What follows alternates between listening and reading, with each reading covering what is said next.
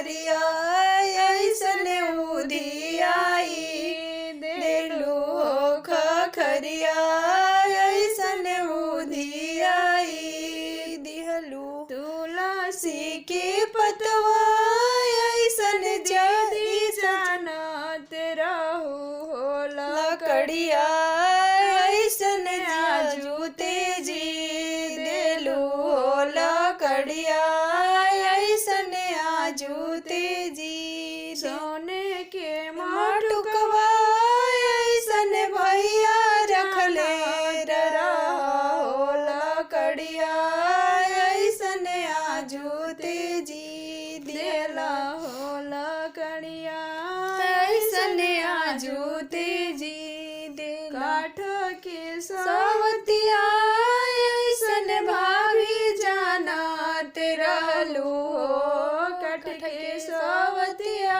अब ससुरवा चलली हो काठ के सवतिया अब ससुरवा चलली हो आजो के रतिया भाभी खुश मनैया हो काठ के सवतिया ससुरवा चलली हो काठ के सवतिया ससुरवा चलली हो। प्रणाम आ धन्यवाद ई वीडियो देखला खातिर। हमार काम यदि रउआ पसंद आवता तो हमार चैनल के जरूर सब्सक्राइब करी और संगे संगे नोटिफिकेशन वाला घंटियो दबा दी।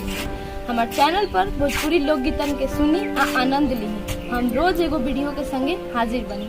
धन्यवाद।